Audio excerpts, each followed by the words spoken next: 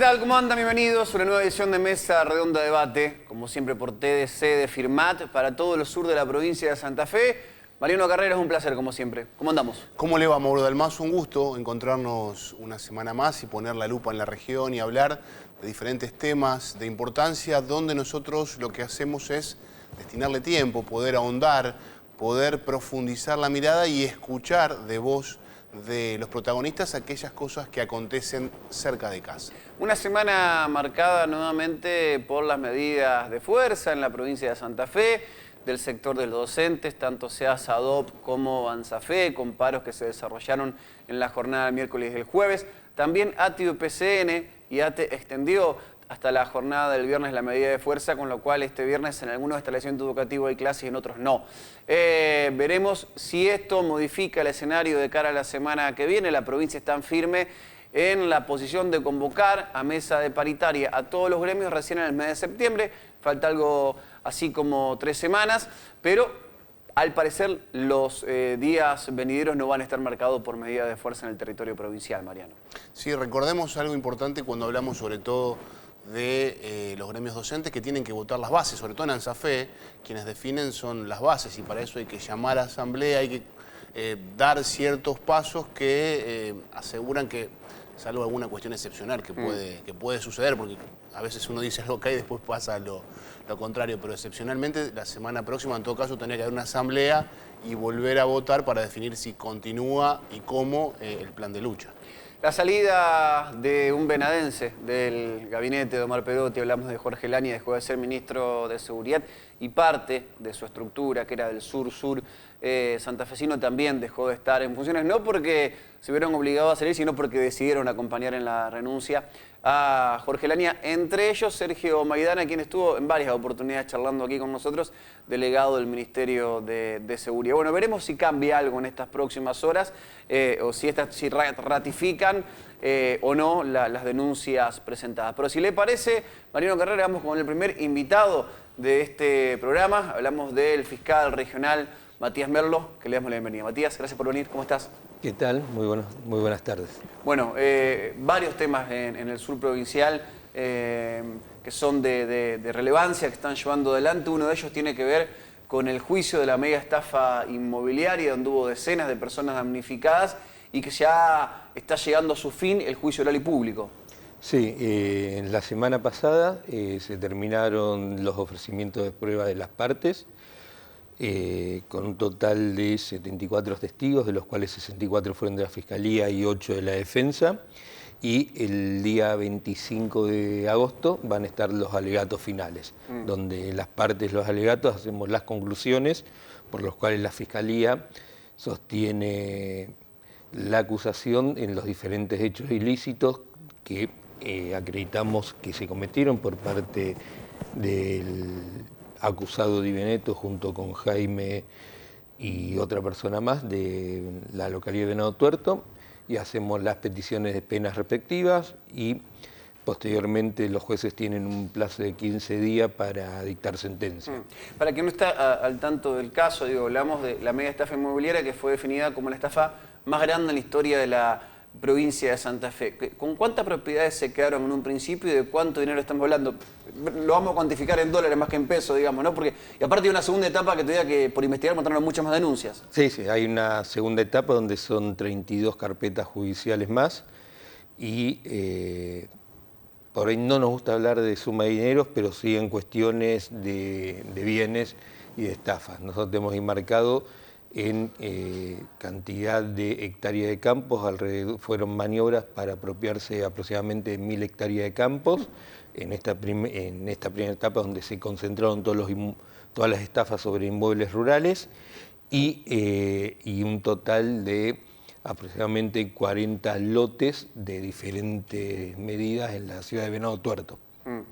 Cuando decís lotes, ¿son solo terrenos o también algunas propiedades viviendas? Nosotros tenemos marcados solo terrenos, en algún lugar específico un lote con un galpón o una casa con alguna propiedad que no era habitable. Pero eran todos terrenos, o sea, que correspondían a diferentes loteos o personas que habían fallecido y que habían comprado esos bienes esos inmuebles rurales y inmuebles urbanos como baldíos, y teniendo esa información procedían a hacer, en algunos casos, escrituras donde hacían comparecer ante escribanos que estaban con eso, como era el caso del escribano Casadei de la localidad de Venado Tuerto y el escribano Moriales de la localidad de Firmat, condenados supuestamente a personas fallecidas, que eran los titulares registrales, que habían fallecido años anteriores, y esos mismos se figuraban en las escrituras a los o parientes directos o otros colaboradores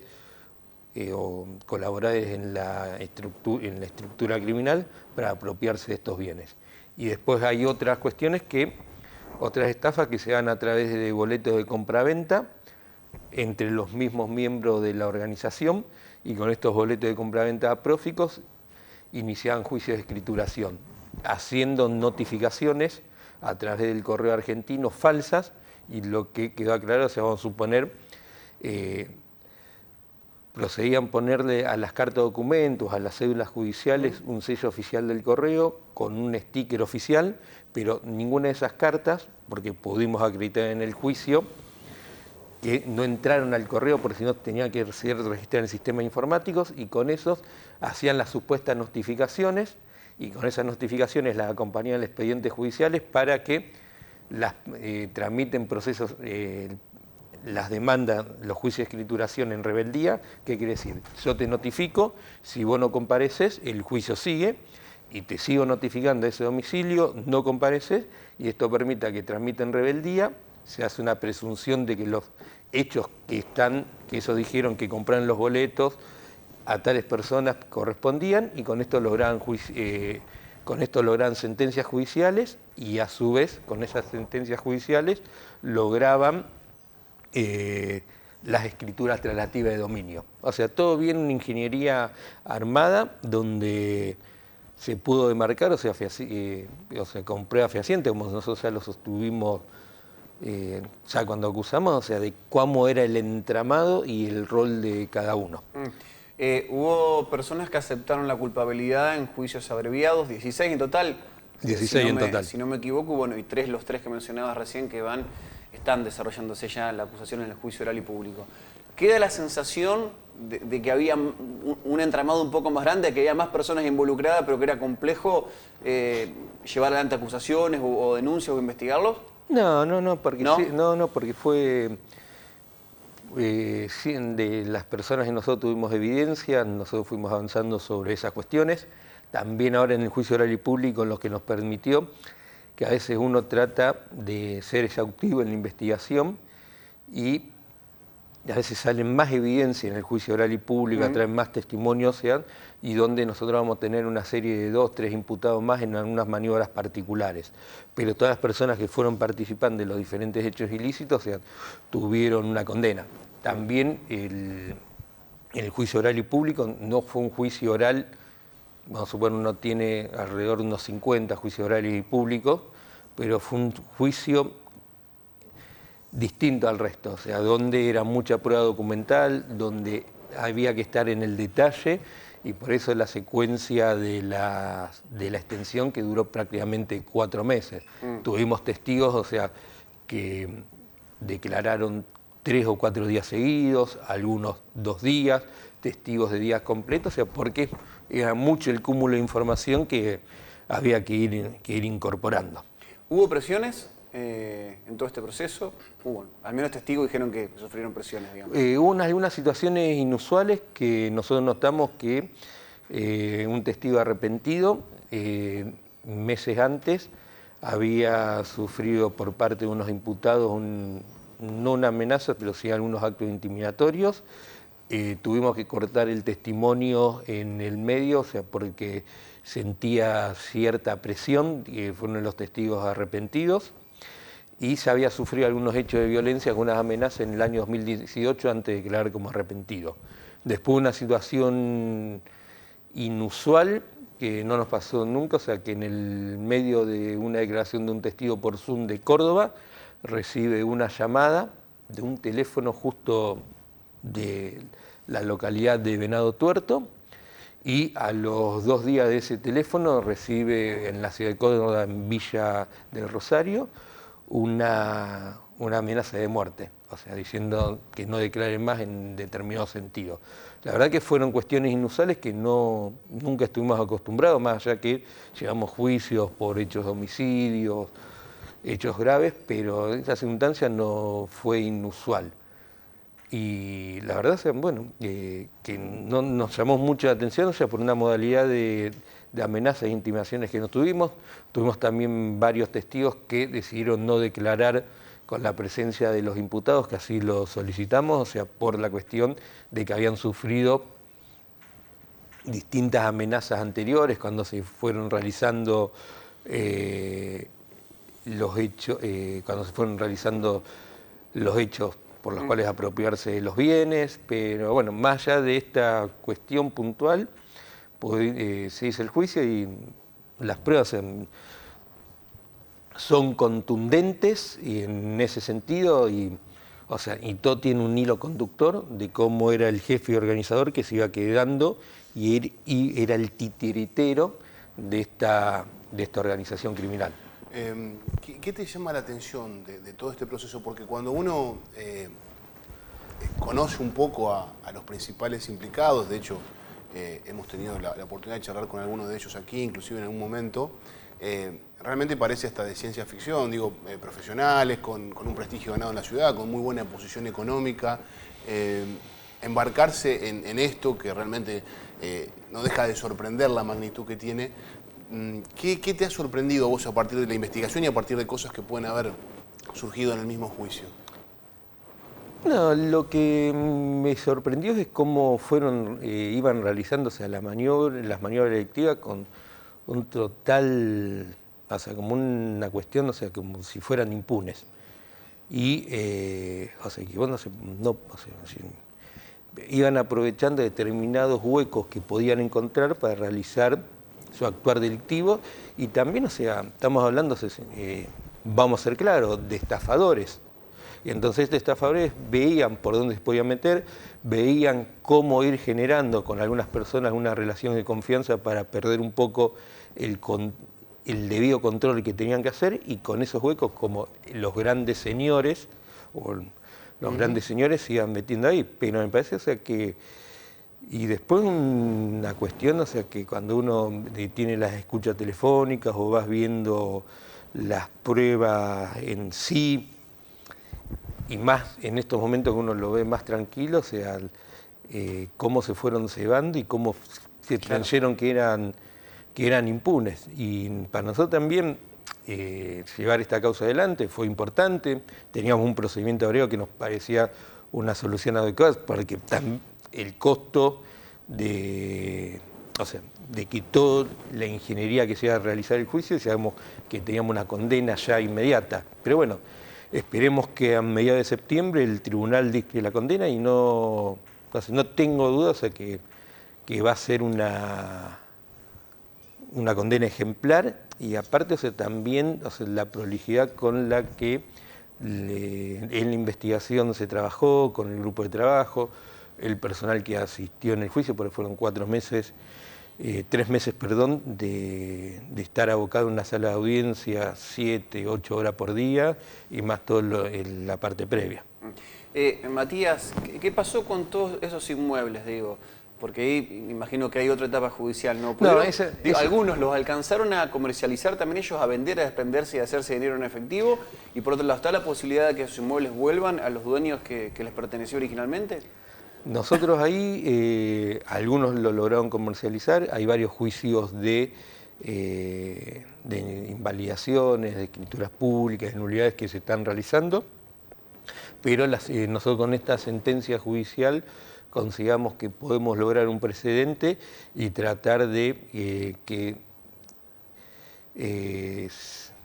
en el registro público, o sea, con una sentencia condenatoria, tienen la posibilidad de declarar la nulidad de la inscripción registral y eso permitiría volver todo para atrás. Pero bueno, vamos a esperar la sentencia. Este juicio, que entiendo seguramente si hubiese sido en una gran ciudad sería tapa y noticia en todos los diarios, quizás al acontecer en Venado Tuerto no tiene la visibilidad nacional que quizás hubiese tenido o han tenido situaciones de menor envergadura, ¿no? No, vamos a suponer, nosotros siempre lo comparamos, o sea, con la cuestión de lo que se conoció con la mega estafa inmobiliaria en la localidad de Rosario, que llevó varios títulos de periódicos. Nosotros estamos hablando, o sea, que este juicio es 3 o 4 veces más grande. Y también, o sea, en la cuestión de condena, este juicio ya, esta investigación ya fue llevada a juicio y tiene 16 ya condenas impuestas, motivo por el cual, o sea, que la investigación fue seria pero bueno, son a veces causas diferentes, matices diferentes que se dan, pero estamos contentos por el trabajo realizado y sí, podía tener mayor repercusión, pero a nivel regional tuvo buen... Está instalado en la gente. Está instalado en la gente y también, o sea, para nosotros como una política de persecución penal es importante ir avanzando en estas investigaciones y profundizar, o sea, porque siempre, a veces el sistema penal es selectivo y siempre en esa selección en esa selección punitivista, o sea, siempre vamos atacando delitos menores. Y estos delitos son los que para nosotros, o sea, con un buen castigo, también bajan el tema de la sensación de impunidad que se va generando. O sea, porque hay que en una realidad, o sea,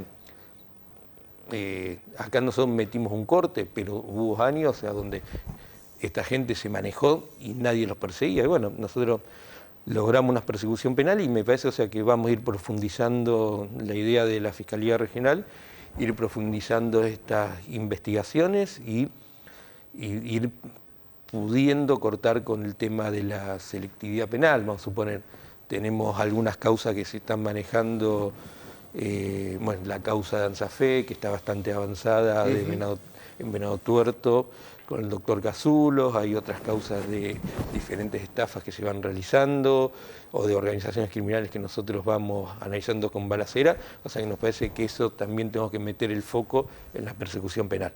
Digo, para llevarlo bien al llano, que no quede la sensación en la sociedad que van siempre en cana los mismos y que los ladrones de guante blanco no son condenados.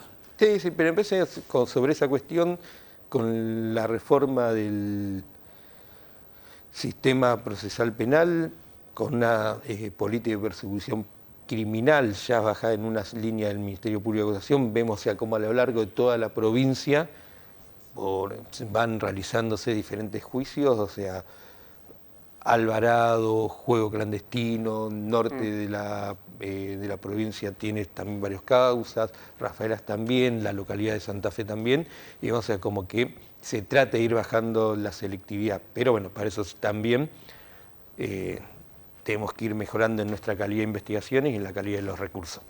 Matías, gracias por visitarnos como siempre. No, gracias a ustedes, que tengan buen fin de semana. Matías Merlo, fiscal regional, nos visitó en Mesa Redonda de Debate. Damos una pausa comercial y en minutos seguimos con más invitados.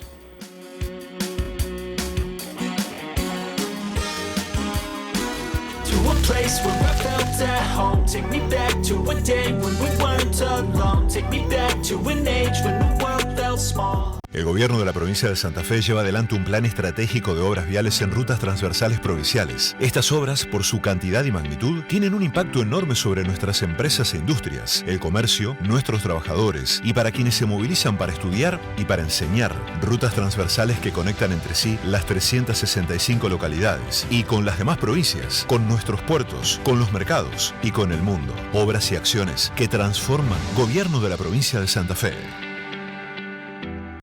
Toda una vida acompañando los mejores momentos. Toda una vida acompañando a quienes están seguros de lo que hacen. Consulta nuestras coberturas para tu hogar en www.cooperacionseguros.com.ar. Cooperación Seguros, 95 años junto a tus ganas de crecer. Los firmatenses somos creativos, pioneros e innovadores. Tenemos iniciativa, podemos identificar problemas y pensar en soluciones. Podemos organizarnos, liderar cambios y transformar nuestra ciudad. Sigamos trabajando en la ciudad que soñamos, que necesitamos, con esa energía que nos convoca en el territorio, le da sentido a nuestras acciones y organiza la esperanza, la transforma en saber, afecto y aprendizaje. Sigamos haciendo ciudad, todos juntos. Plan Urbano Ambiental 2030. Buenos días. Los integrantes de la cooperativa de trabajo El Correo de Firmat Limitada generamos información veraz y confiable para contarte lo que sucede cerca de tu casa, lo que necesitas saber. Encontranos diariamente en www.elcorreodefirmat.com.ar y semanalmente en la edición impresa que podés adquirir en Firmat, Melincué, Chovet, Villada, Cañada de Lucle, Los Quirquinchos, Vera Bebú y El Hortondo.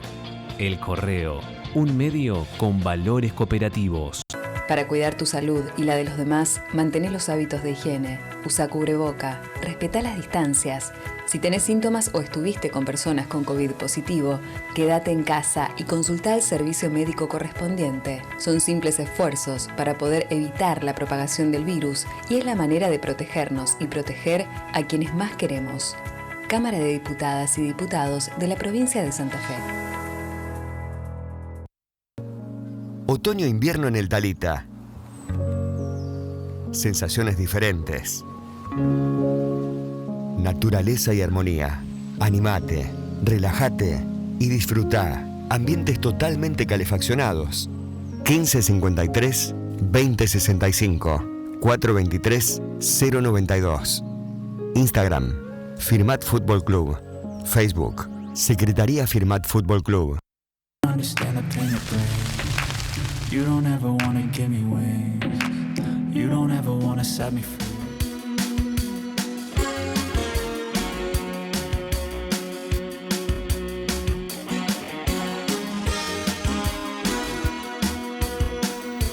Segundo bloque de Mesa Redonda de Debate, seguimos con invitados, Mariano. Exactamente, y vamos a recibir a Sergio Tacelo, que es subsecretario de Desarrollo Regional de la provincia de Santa Fe, para poner la lupa en un tema del que muchas veces se habla o se aborda de manera indirecta, que es la cuestión que tiene que ver con lo social, con la asistencia, con el acompañamiento, con la promoción de esa área que es tan sensible. Y bueno, un poco de eso queremos conversar con él. ¿Cómo te va? Bienvenido. Buenas noches, ¿cómo andan? ¿Qué tal, Mariano? Gracias por venir. No, por favor. De algún modo, Sergio, siempre estamos planteando, y fue uno de los temas centrales también en la pandemia, digo, mientras hablábamos de lo sanitario, también hablábamos de cuáles eran las acciones, las políticas para poder acompañar todas las otras dificultades que se generaban. Y bueno, la idea era poder conocer un poco más de cerca cómo se está trabajando en el territorio, cuáles son las acciones que establece la provincia en el sur de la provincia de Santa Fe. Sí, mira, en un primer momento cuando nos tocó la pandemia, los cierres definitivos, que el caso emblemático fue en Carrera, que fue ese cierre definitivo donde tuvimos que abordar allá por, no recuerdo si era por junio, en mediados de junio. Una de las políticas que nosotros llevamos adelante fue el previo a la entrega de tarjeta alimentar. Creo que la tarjeta alimentar en esa situación nos acompañó muchísimo y sobre todo abordando de la ración física, lo que nosotros llamamos módulo alimentario, dada que el ingreso y el egreso de los proveedores se complicaba en cada una de las localidades, ¿no? El caso de nosotros de Carrera nos sirvió muchísimo para ver cómo trabajar interministerialmente con el territorio para ir abordando las situaciones que debían de lo alimentario, ya que no entraban ningún tipo de alimento, ni lo físico seco, ni lo físico de carnes y frescos. Así que no, la idea de ese momento fue fortalecer todos los programas de carácter económico en dos líneas, una que es el Prosono, que es un programa que viene de la época de Jorge Obey, con un financiamiento, parte de un financiamiento nacional, que se destina a niños y niñas entre 2 y 12 años, los fortalecimos con lo que se cobraba por mes, pero también con un plus más y también con lo que nosotros llamamos RAE, que son los refuerzos de asistencia de emergencia que son de carácter económico, ¿no? Que eso lo vamos midiendo con una tabla demográfica y los NBI de cada una de las localidades. Eso se agilizó más ahora con los primeros resultados del censo de este año.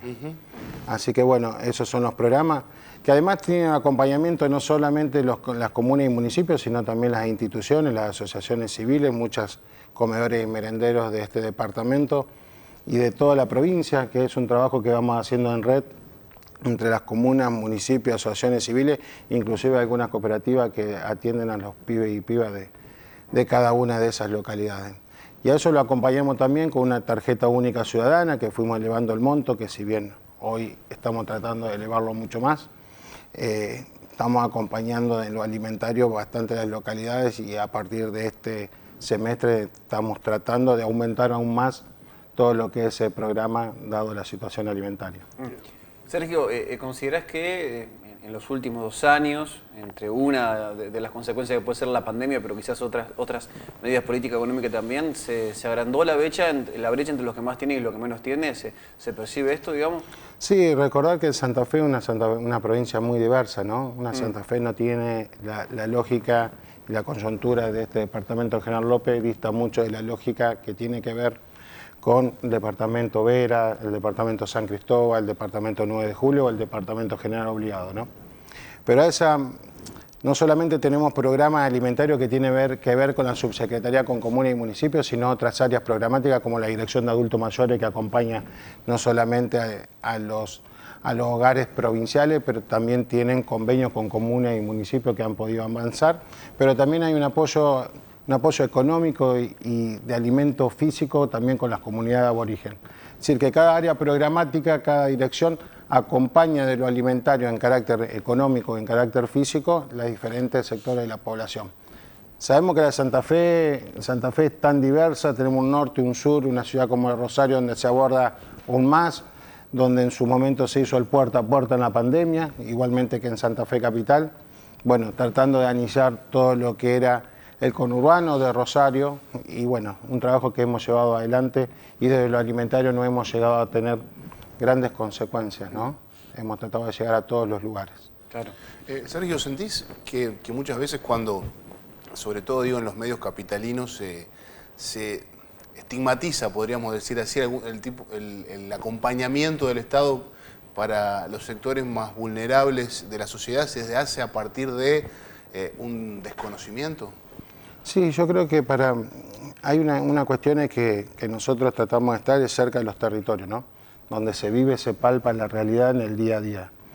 Esas cuestiones de oportunidades que muchas veces no llegan a ciertos sectores, que la necesidad, algo que también hablamos en la pandemia, era por qué ir por lo económico y no ir por la entrega de módulos alimentarios físicos. Tiene que ver con esto, que en la pandemia muchos monotributistas o gente del trabajo diario, oficios que no están registrados ni tienen una forma, son los que menos se avecinan en las localidades de la comuna a hacer un pedido alimentario, ¿no? Y esa gente lo que uno busca es que se vayan con una respuesta de lo económico de la comuna o municipio. Yo creo que sí, nosotros tenemos en la provincia un gran despliegue territorial a través de la Secretaría y la Subsecretaría de 5 sedes, donde estamos en contacto y donde vamos abordando, y la realidad, esa estigmatización que quizás se toma, no es tal cuando vos vas a ciertos lugares de la provincia y ves que la realidad, que va de la mano también con el trabajo, va de la mano con otros indicadores. En el sur tenemos muy pocos puntos rojos, lo que nosotros decimos, pero a medida que vos vas caminando la provincia, la demanda es creciente porque cae el trabajo y otros condicionamientos que hacen que la gente vaya a la comuna y municipio. Entonces nosotros tenemos un área programática que vamos fortaleciendo a la comuna económicamente. Esto tiene que ver con lo que decía antes, un nivel de NBI, un nivel que tiene que ver con la densidad demográfica y también de la situación real de ese territorio. ¿Y qué observan en los últimos meses? ¿Se van potenciando o van decreciendo la necesidad de los sectores que venían asistiendo ya hace un año y medio o en la pandemia? Sí, sobre todo en el sur vemos que hay una estabilidad, una estabilidad. Cuando nos vamos centro-norte o las ciudades más grandes hay una demanda creciente que la estamos abordando sobre todo de lo económico del Ministerio. Vos decías esto de ir definiendo también acciones y políticas en cada región. He visto también en estos últimos meses que hay una intervención, un acercamiento a instituciones deportivas. Eso tiene que ver también con poder leer qué necesita cada zona y que no es igual en el sur, en el centro. Contanos un poco, bueno, cómo es ese trabajo, esa tarea. Exactamente. Nosotros, a partir de la decisión política del gobernador, de Omar Perotti, de federalizar los recursos, lo que era el viejo plan ABRE empieza a ser el plan Incluir, se federaliza, los recursos empiezan a bajar al territorio. Antes era un programa que estaba sobre todo anclado en Rosario Nosotros la pandemia nos enseñó que los clubes no eran solamente entidades formativas y entidades donde el pibe y la piba estaba, sino que además ahora empezaba a tener una copa de leche y donde se entregó raciones alimentarias o vianda. Entonces, bueno, empezamos a llevar adelante el plan Incluir, que es un plan que por primera vez un plan directo a la institución que es de carácter económico, donde pueden hacer obras de infraestructura, equipamiento, que bueno, acá en los 3 departamentos, Casero, Constitución y General López, hemos aportado unos 35 millones de pesos. La verdad que para nosotros los clubes es un enclave fundamental en lo que viene, porque estar cerca de los pibes y las pibas, estar cerca de toda la sociedad. Justamente acá en Firmat, hace una semana o 15 días, a través del plan Incluir, Firmat Fútbol pudo recibir un aporte de 2,5 millones de pesos para su techo, lo que después pudieron iniciar las obras del piso, y a través de la Secretaría de Deporte, a través de la Dirección de Clubes, pudo el argentino 2,800,000. La verdad que también estamos abocándonos con otras obras como es iluminación, el Lugue Fútbol Club ha recibido para iluminación, Centenario de Venado para iluminación, los 2 clubes de Godeken, clubes que tienen que ver en clubes de Villa Cañas. La verdad que los 4 clubes de Casilda. En esta semana estaríamos firmando con Independiente de Bombal e Independiente de Vigán, ya había recibido Sporting de Vigán, y la verdad que tener una herramienta así que pueda llegar a los clubes y cambiar la realidad del club y mejorar las instalaciones, para nosotros nos llena de satisfacción, porque también es una forma de que todo aquello que los santafesinos y santafesinas aportan mediante sus contribuciones es devolverlo a cada una de las localidades. Sergio, ¿eso es por demanda de los clubes o ustedes van leyendo y se van acercando? ¿Cómo se trabaja? Se trabaja en un criterio que tiene que ver primero la finalidad del programa que ellos presentan, del proyecto que ellos presentan a través de Incluir, tiene que tener una finalidad social. Bien. Después tiene que ver con cuántos pibes y pibas van a esa localidad, cuántas actividades tienen, qué tipo de actividades, la inclusión sobre todo. Entonces, bueno, vamos direccionando y le vamos dando cursos que sí, que no, también tiene que ver con la necesidad propia de ese club, ¿no? Si es un club que colabora con la provincia, que se lo presta para los Santa Fe Juega u otras actividades, también es una cuestión que nosotros tenemos en cuenta al momento de poder definir a qué club se le aporta. Se presenta un proyecto, tiene que tener una finalidad social, inclusiva. Por ejemplo, tiene que ver con esto de la seguridad, aportar para la iluminación, que mejore la seguridad de los predios, la iluminación de las diferentes canchas que tengan, de fútbol, de hockey, de tenis. Tiene que tener esta coyuntura hoy de una perspectiva de género. Así que no, vamos avanzando bien, son 35 millones de pesos que tiene que ver con el 2022 y final del 2021. Recordad que durante el 2020 no pudimos trabajar prácticamente con ninguna institución deportiva de carácter de infraestructura porque fue imposible, estaba todo cerrado. Y también Incluir viene un poco a enmendar esa situación del 2020 donde los clubes estaban cerrados, no pudieron cobrar la cuota societaria. Y ahí uno percibió, digamos, la importancia de los clubes. Sí, totalmente. Se percibió en su máxima dimensión. Totalmente. Nosotros cuando subimos la gestión, Omar nos pidió que ahí donde el Estado nos lleguemos a través de los clubes, la iglesia, las instituciones locales. Inclusive nosotros estamos trabajando con muchos clubes, pues asumimos una gestión donde nos encontramos que entre el 70 y el 80% de los clubes no estaban regularizados dominialmente con respecto a su personalidad jurídica, balance. Tenemos un equipo en Venado que se dedica a regularizar todo tipo de instituciones sociales, culturales, deportivas, y un trabajo que venimos haciendo con la IGPJ, que fue un poco sacarle esa demonización que tenía la IGPJ al momento de presentar balance, humanizarlo un poco, a través de Carlos Vita, el inspector, que es un profesor de la Facultad de la UNR de Ciencias Económicas. Así que bueno, esto tiene que ver con las políticas que van llevando encadenadamente entre el Ministerio de Desarrollo, IGPJ para los clubes, y trabajando con otro ministerio en lo que nosotros tenemos interministerial, que son las necesidades que se van presentando, ¿no? Un Incluir en una ciudad como Rosario, donde alberga pibe y piba y no tiene iluminación o no tiene cerco olímpico, para nosotros es una cuestión primordial y lo tomamos para poder avanzar en el área programática con respecto a los fondos. decíamos un poco esto, bueno, un escenario post-pandemia con otras dificultades, con otros problemas, algunos parecidos, seguramente nuevos problemas también. ¿Qué es lo que ustedes están planteando, digamos, de cara al futuro, de cara al cierre de este año, como algunas metas importantes? No, como meta importante, avanzar aún más con programas que tengan que ver con los clubes, que se está trabajando con la Secretaría de Deporte y la Dirección de Clubes, con la parte alimentaria, de poder avanzar en las líneas que tenemos, en los aumentos que tienen que ver con el fortalecimiento económico, sea por refuerzo económico, sea por aumento y recordar cuando uno habla de lo alimentario, no solamente desde el Ministerio de Desarrollo, recordar que también hay políticas nacionales que vienen a través del PAMI con el aporte dinerario en cada uno por los bolsones que tienen ellos. Recordar que todos los colegios primarios tienen la ración de copa de leche. Y bueno, uno va haciendo una focalización y intercruzando los diferentes fondos.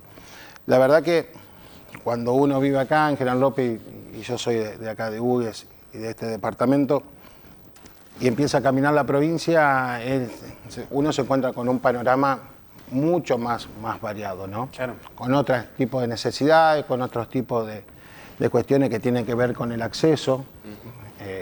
Recordemos que la pandemia nos ha también demostrado que el acceso a las nuevas tecnologías es un poco más complicada en el centro y centro-norte. Y bueno, recordar que la tarjeta única ciudadana en este año se implementó se pasó a la billetera virtual y eso llevó un reempadronamiento que fue un poco engorroso en su primer momento, que después poder sectorizar a aquellos que tienen acceso a las tecnologías y no acceso a las tecnologías. Dentro de la tarjeta única ciudadana también están los beneficiarios que por componente celíaco, que me parece que es un tema muy importante, que no solamente tiene que ver con la alimentación, sino también tiene que ver con la salud. Así que la provincia tiene un abanico de herramientas para llegar a cada uno de los territorios y vamos avanzando a medida que, bueno, en 2021 pudimos ir aceitando algunas cosas. Este 2022 nos pone mucho más en la gestión, en el trabajo continuo y constante con los territorios, ¿no? Sí, y como decías, digo, la crisis en una localidad no significa lo mismo que la crisis en el otro extremo de la provincia, ¿no? Son crisis distintas. Son crisis distintas que tienen que ver con... Siempre se toma de dónde viene cada uno. Exactamente, cada uno tiene que ir analizando las crisis con respecto a esa localidad en función de esa localidad, ¿no? Que tiene que ver con el acceso a la vivienda, con el acceso al trabajo. Quizá hay localidades que no tienen problemas con respecto alimentario, pero tienen problemas con respecto al edificio, porque es una localidad que hay que hacer un análisis de dónde viene, cómo está constituida socialmente, que repara más quizás a abocar recursos con respecto a la infraestructura y no es tanto lo alimentario. Bueno, es esto, la Santa Fe tan diversa entre norte y sur, este y oeste, donde va variando un poco, no es lo mismo Gregoria Pérez de Denis que lo que podemos tener aquí en el medio de la Pampa Húmeda, ¿no? Y el Ministerio de Desarrollo es el ministerio que por sí interrelaciona con todos los ministerios, con salud, con seguridad, que es ese nexo donde uno va trabajando sobre los equipos técnicos. Y el más invisible muchas veces, yo pienso, digo, en esta tarea tan importante, ¿no? De coordinar, de estar en las necesidades básicas y por ahí es el que menos se ve. Sí, generalmente no es, cuando el Ministerio de Desarrollo Social está en la etapa de los diarios es porque algo no funcionó, ¿no? O hay una situación, pero es el ministerio que hace un trabajo más silencioso que el trabajo que va por debajo y es el ministerio que no solamente aborda situaciones alimentarias, sino también situaciones que tienen que ver con la capacitación en oficio. Nosotros pusimos en marcha arrancamos con el Santa Fe Más, que es nosotros el eslogan es el aprender haciendo, que tiene que ver con cursos de capacitación que se dan en las comunas, municipios e instituciones, que tienen que ver con un componente de talleristas y acompañantes en oficios, que bueno, lo bajamos en dos formatos, las comunas nos presentan su proyecto. Tenemos alrededor de 30 talleres de Santa Fe Más en General López, 30 en el departamento Casero y unos 32 en el departamento Constitución. Tenemos alrededor de 42 En lo económico, para poner un poco en cifra lo que es el Santa Fe Más, que tiene un módulo de capacitación, pero además entre 20 y 15 pibes por beca, que cobran una beca de 3.500 pesos, que es una beca incentivo, la verdad que una beca para que el pibe cumpla el 80% de la asistencia. La mayor parte son talleres de oficio, que es en carpintería, herrería, plomería, electricidad. Bueno, aquí en Firmat tenemos en Teodolina, Magiolo, San Eduardo, Murpi, Santa Isabel. Con respecto al departamento casero, que el canal también llega casero, tenemos 10 talleres en Casilda, algo en Sanford, Arequito, Chavás, tenemos en Los Molinos, en San José. Bueno, tenemos un abanico de programas que no solamente tiene que ver con lo alimentario, sino también pasando por el oficio, y eso interministerial lo termina atando también con otros programas, como son los de trabajo de la compañera Valeria Mar con Primer Empleo y el Santa Fe Capacita, que viene a ser más un mundo de lo laboral cuando el pibe sale ya con una preparación, y eso termina encantando, que con las empresas cuando van a buscar tienen a alguien ya formado, que es algo que también tenemos con trabajo en el frigorífico ahí en Hugues, y una escuela de charqueo, que los pibes van a aprender el manejo de los cuchillos, y bueno, salen ya tienen la salida laboral, y eso a la empresa le simplifica mucho, ¿no? Sí. Perfecto, Sergio, te agradecemos por la visita, por la charla, y será esto cualquier momento. Cualquier momento. Muy Muchas amable. gracias. Sergio Tacelo, de la Secretaría de Desarrollo Social del Gobierno de la Provincia de Santa Fe, nos visitó en Mesa Redonda. Nosotros vamos a una pausa comercial y volvemos en minutos nada más.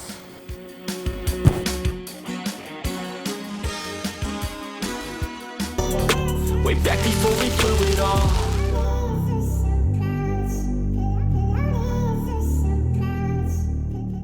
Los firmatenses somos creativos, pioneros e innovadores. Tenemos iniciativa, podemos identificar problemas y pensar en soluciones.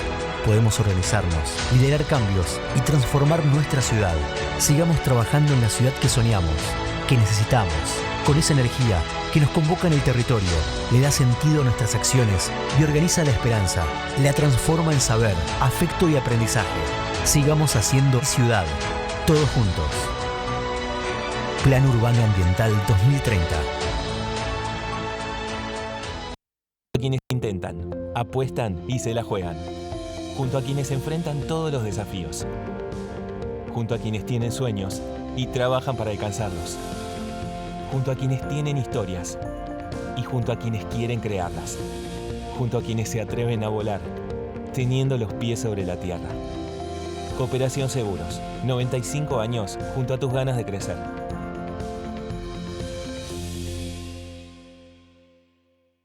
Para cuidar tu salud y la de los demás, mantén los hábitos de higiene. Usa cubreboca, respeta las distancias.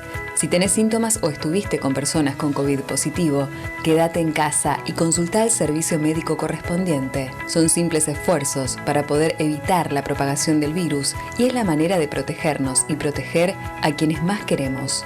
Cámara de Diputadas y Diputados de la Provincia de Santa Fe. Todos los días, los integrantes de la cooperativa de trabajo El Correo de Firmat Limitada generamos información veraz y confiable para contarte lo que sucede cerca de tu casa, lo que necesitas saber.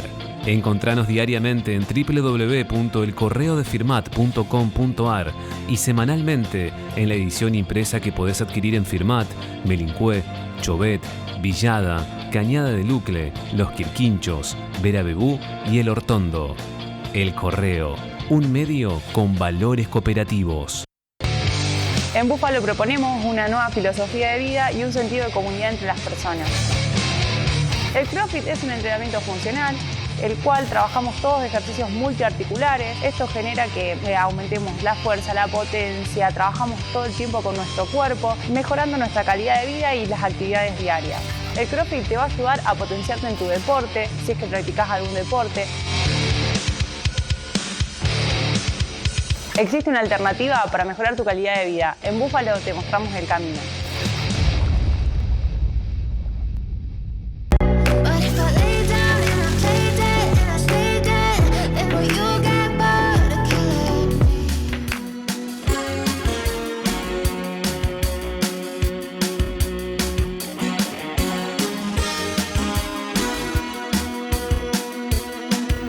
Último bloque de Mesa Redonda de Debate, nos visita Inés Carucillo, es la responsable del IMUSCA, Instituto Municipal de Salud Animal, Convivencia Animal de Venado Tuerto. Inés, ¿cómo estás? Gracias por venir. Muchas gracias por la invitación, la verdad un gusto. Bueno, Inés, no sé si es la sensación en este último año, en 2022, o se potenciaron la cantidad de ataques de lo que se denomina perros de todo tipo, de los potencialmente peligrosos y los de no, o se conocieron más mediáticamente, o se hicieron más denuncias en Venado Tuerto, pero lo cierto es que casos se conocieron muchos. Exactamente, nosotros estamos llevando a cabo desde hace ya algunos años un gran trabajo con la recepción de denuncias que tiene, por ejemplo, el Hospital Alejandro Gutiérrez, específicamente en lo que es mordeduras a menores de edad, y también que tenemos el centro de denuncias, que es el Instituto Municipal de Salud y Convivencia Animal. Digamos, hay a dónde remitirse, a dónde dirigir una inquietud por el ataque y la agresión de un perro.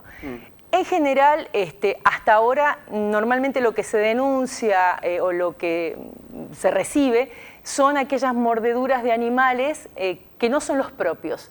Aunque por una cuestión sanitaria, porque esto de las mordeduras y de los ataques no solamente tiene una visión legal de la responsabilidad del propietario, de la tenencia de los animales, sino también está digamos, el pie sanitario, que es que toda mordedura de cualquier animal de compañía, perro y gato, debe ser denunciada a la autoridad sanitaria porque es un accidente potencialmente rábico. Entonces sí debe ser registrado y de esta manera tener estadísticas. Esto comenzó a incrementarse mucho en la pandemia. ¿Por qué? Porque estábamos todos encerrados con nuestros animales y se empezó a notar también que ante la estrechez del vínculo entre las personas, entre la familia y los animales, se incrementaban los accidentes o los incidentes por mordedura. Luego, después, habiendo salido del paso de la pandemia y del encierro, también se ve con frecuencia incidentes y accidentes por mordedura. Entonces, nosotros tenemos que hacer hincapié, y para eso estamos, en la responsabilidad de los propietarios de los animales de compañía para evitar este tipo de incidentes, este tipo de accidentes, y obviamente trabajar en la parte sanitaria para prevenir enfermedades. O sea, el contexto de mordedura siempre es diverso. El origen y la causa de la mordedura puede ser múltiple, pero una razón es el acceso del animal por ejemplo, a la vía pública en la que puede dirigir una mordedura o un ataque a una persona que pasa, por causas territoriales, de la misma conducta del animal y sobre todo por la falta de control del propietario. Nosotros trabajamos mucho, y lo hicimos en pandemia a través de los jardines maternales y de manera virtual, y ahora lo estamos haciendo presencialmente, con la prevención de ataques de mordeduras en niños menores de 6 años. Pero también nosotros, con esto que te digo, del trabajo que realizamos estadístico del Hospital Alejandro Gutiérrez, que nos remiten la entrada en guardia de menores mordidos o atacados por perros, vemos que hay una necesidad de los padres o de los adultos que tienen que contener a los menores o cuidar a los menores, de tener en cuenta el vínculo y la interacción que tienen con los menores de edad. Nos preocupa mucho que por ahí no haya conocimiento sobre cómo puede ser la conducta de un perro. Vuelvo a decir, en lo intrafamiliar, digamos, ¿no? No estamos hablando de un perro ajeno a un tercero. No, porque en lo que es incidentes, por ejemplo, ataques por mordeduras en menores, el 70% de los registros son animales de la familia o conocidos. En una interacción que el niño no alcanza a prever, no alcanza a prevenir, o que nadie está controlando cómo es la interacción. Hay perros que son muy amistosos. Afortunadamente, la mayoría de los perros tiene una adaptabilidad y ha tenido una adaptación evolutiva impresionante a las personas, y por eso son nuestros mejores amigos y son los animales de familia, pero muchas veces hay situaciones o condiciones del animal que hacen que pueda estar susceptible o sensible a una intervención de un niño. Y un niño de menos de 6 años no puede leer en el lenguaje del animal aquellas situaciones o advertencias del perro que le va a hacer cuando le está molestando algo. O sea, nosotros sabemos que un niño que no está con un control parental o con un control de un adulto interactuando con un animal, y suponete que se cae encima y el perro está durmiendo, cosas que pueden, digamos, no constituir un acto violento por parte del perro, digamos, algo así, un ataque, sino un nene que se cae, un niño que está con un juguete y de repente le pega al perro. porque no está controlado en esa interacción, el animal puede tener una reacción. Y esto es generalmente lo que ocurre dentro del ámbito del hogar o con animales conocidos, este tipo de accidente. ¿Y por qué es tan importante? No solamente por el punto de vista sanitario, porque en los niños menores de 6 años las lesiones por mordeduras se dan frecuentemente en la zona cefálica por la altura que tiene un niño, claro. En la zona cefálica, en la zona de cuello, o sea, tienen una importancia médica porque una lesión cercana al ojo es bastante compleja de atender, y no solamente por eso también, sino porque cuando en el ámbito del hogar se genera una situación de una agresión de un perro a un miembro de la familia, hay una ruptura del vínculo, ¿no? Todos tenemos un perro en la familia, en el hogar, porque lo queremos, es parte de nuestra familia hoy, pero cuando hay una agresión se rompe algo. Y muchas veces el llamado a nuestro centro, al Instituto Municipal, es tuve un incidente, tuve un problema con el perro, no lo quiero tener más. Entonces, muchas de estas cuestiones que se pueden prevenir dentro del ámbito del hogar, claro, para que no terminen en un fracaso en la convivencia, nosotros estamos intentando educar a los vecinos para que realmente tengan herramientas para saber y advertir. Ante todo, el control de un adulto en todas las interacciones que haya con animales. Muchas veces conocemos a nuestros perros, sabemos con quién convivir, sabemos que el perro es tranquilo, que es manso, pero por ahí alguna acción del niño puede provocar o desencadenar una agresión o una mordedura que, sin ser agresión, puede llegar a lesionar al menor. Ejemplo, una competencia por una masita, un recurso. El niño está comiendo una masita, un sándwich, y muchas veces en el ámbito del hogar se da esa competencia del animal. Entonces, bueno, tener en cuenta dónde tenemos que tener el animal en el caso de que tengamos un menor, quién está vigilando al menor, quién lo está cuidando, para evitar este tipo de situaciones que, como digo, después se transforman en una situación de atención médica, de una urgencia o una emergencia médica, y también después en lo que queda puertas adentro de la familia. ¿Qué hacemos con este perro? ¿Cómo nos manejamos? Entonces, bueno, son muchas cuestiones que hay que tener en cuenta. Como les digo, es lo que es una agresión por mordedura tiene que analizarse dentro del contexto de lo que fue. Mucha gente no sabe en qué momentos de la vida del animal el animal puede estar con algún tipo de conducta más, no vamos a decir agresiva, pero sí de cuidado. Por ejemplo, una mamá que está con cachorros, el tumulto que se genera cuando hay una perra en celo, los machos ahí sí demuestran una agresividad competitiva, que es el caso de uno de los niños que sucedió la semana pasada. El niño interviene porque la perrita de la tía estaba en celo en el medio de perros peleándose y el nene es mordido. Claro. Entonces faltó ahí, ¿qué faltó ahí? Ahí faltó un control. Un control, alguien que estuviera diciendo, no, el niño no tiene que estar, la perra tiene que estar adentro, y evitar este tipo de situaciones que pueden ser previsibles. Y de eso se trata, ¿no? Porque después todo esto, como te digo, el niño tiene que terminar en una atención médica. También después el tema de los temores y los miedos que afectan a las criaturas, que en un contexto natural no hay nada más apropiado, es crecer con un animal de compañía, vincularnos con la alteridad, con una especie que es distinta y que está tan adaptada a nuestra convivencia, es una de las mejores experiencias que les podemos dar en la crianza a nuestros hijos. Entonces, se lesionan muchas cosas y también termina este llamado telefónico, dice, tuve un problema con el perro, claro. ¿A dónde lo puedo llevar? Y no existe ese lugar a dónde podemos llevar a todos los perros que tienen un incidente con una persona, ya sea menor o no. Entonces, en los últimos meses hubo también, digo, en la vía pública, creo, Pitbull y Rottweiler eran principalmente, ataque a una nena, ataque a una señora mayor y después ataque a dos perros que los mató, un Pitbull creo que era que los mató. Y ahí sí se identificó al dueño, se radicó formalmente la denuncia y se le formó carátula judicial al dueño. En todos estos casos sí. En todos estos casos vale decir que ni bien nosotros fuimos notificados, generalmente somos notificados por policía o por los mismos vecinos, se interviene en el lugar para el retiro del animal temporal hasta ver cómo... Yo les digo, el tumulto que se genera en un barrio cuando sucede un incidente de estas características es una correría, Entonces hay que tomar las cartas en el asunto como para poder evitar que eso siga a mayores que de una pelea de perros termine en una pelea en humanos, pero sí es de gravedad en el caso donde las lesionadas, donde las personas atacadas son personas. Sí hubo una niña en el mes de abril y que está todo caratulado, ya está, porque esto ya va después a la justicia, claro. O sea, más allá de, como hablamos, del aspecto sanitario, está el aspecto legal también. Entonces, en esto la responsabilidad del propietario está absolutamente contemplada por ley en la tenencia e incluso en el Código de Faltas de la provincia de Santa Fe, que se contempla como omisión de custodia de animales. Esto, digamos, ya está caracterizado. Nosotros en Venado Tuerto también tenemos una ordenanza que es la que regula precisamente el funcionamiento y las acciones del IMUSCA en estas situaciones, que obviamente no pueden superar o exceder lo que ya es competencia de la parte jurídica. Claro. Así que, pero bueno, hay un organismo que esto es lo que vemos de positivo, ¿no? ¿Qué pasa cuando no hay un organismo como el nuestro donde se puede acudir, se puede solicitar una intervención? Porque nosotros somos un organismo de mediación. Y tienen el criterio también, Inés, para determinar si ese animal no puede quedarse más con la persona, digamos, que lo tenía.